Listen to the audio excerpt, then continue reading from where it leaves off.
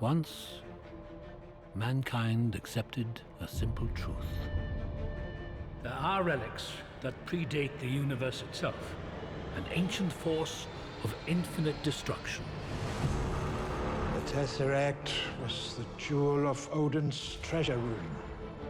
Legend tells us one thing, history another. But every now and then we find something that belongs to both. There were 6 singularities.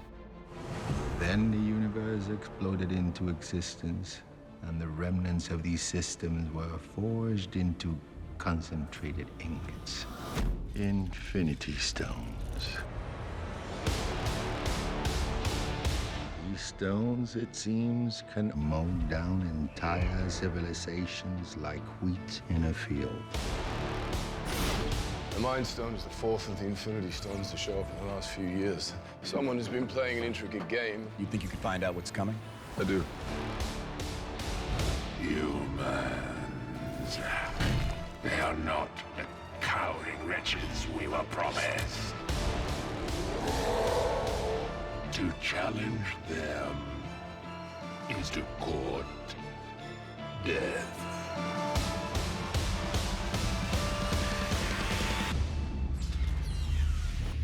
Fine. I'll do it myself. Since we've been building the Marvel Cinematic Universe, we've been building to this idea of the Infinity Stones. And what's fun about the Infinity Stones in the comics, or the Infinity Gems as they were known initially, is that there's like this huge, incredibly powerful set of MacGuffins, for lack of a better word, that kind of existed on this cosmic level and represented the culmination of the whole Marvel Universe. We hit upon the idea years ago that we could make the Infinity Gauntlet the big thing that's overarching in the entire Marvel Cinematic Universe and kind of culminate in an Infinity War movie. Thanos has always been sort of grand puppet master because he really is a god. Even more than Thor, he is like a supreme being of evil. And so the idea that he was the prime mover behind all of this just seemed natural. Once that gauntlet's filled and he's got all the stones, then anything is possible.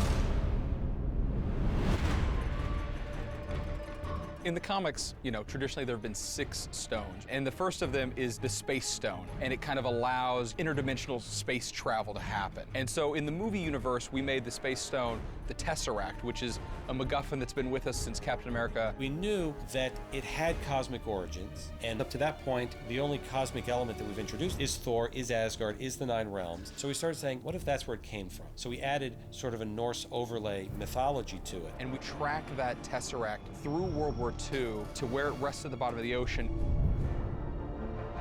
We started realizing, as Loki finds his way to Earth in the beginning of the Avengers movie, that would be a hell of an artifact for him to go after and find and wreak havoc with.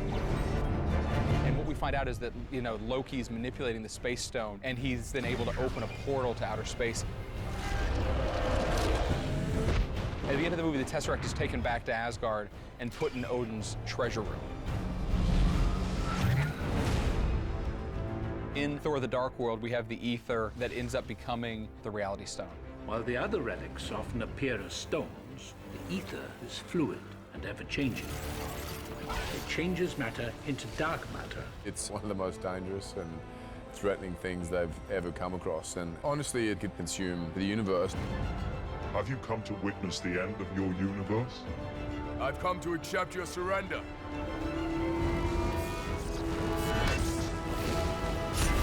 We last saw the ether in the Collector's Museum. Why not keep it secure in your own vault? The Tesseract is already on Asgard. It is not wise to keep 2 Infinity Stones so close together. The Collector is probably not the best custodian of that stone. 1 down. 5 to go. So the Power Stone is this incredibly powerful relic, as denoted by the name. And we saw that one in Guardians of the Galaxy. And that is kind of what is inside of that orb. The stone reacts to anything organic. The bigger the target, the bigger the power surge. All Ronan's got to do is touch the stone to the planet's surface and zap all plants, animals, Nova Corps. Everything will die. Thanos' disciple is Ronan, the Accuser. Thanos saw an opportunity where Ronan would be able to get the Power Stone for him. Return to me again empty-handed, and I will bathe the Starways in your blood.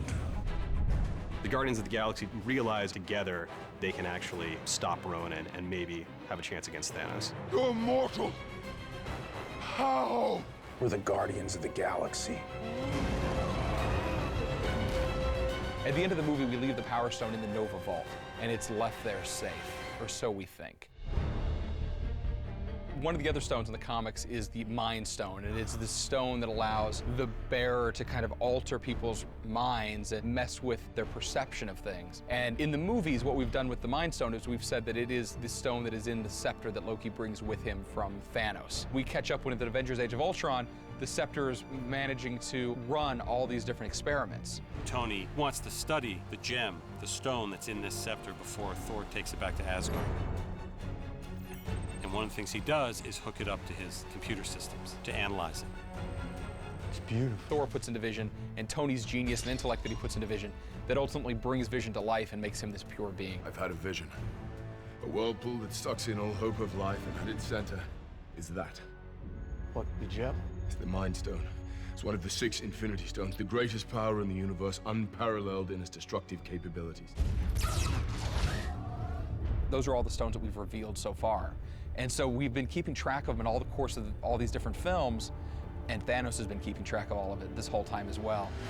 But then what do you do with the Soul Stone? What do you do with the Time Stone? How do you play that out? And now we just have to kind of bring it all together over the course of Phase 3 of the Marvel Cinematic Universe and kind of bring all these stones to fruition and set up for Infinity War, which we think has potential to be just this huge epic saga. We're the Avengers. We can bust arms dealers all the live long day, but that up there, that's the end game.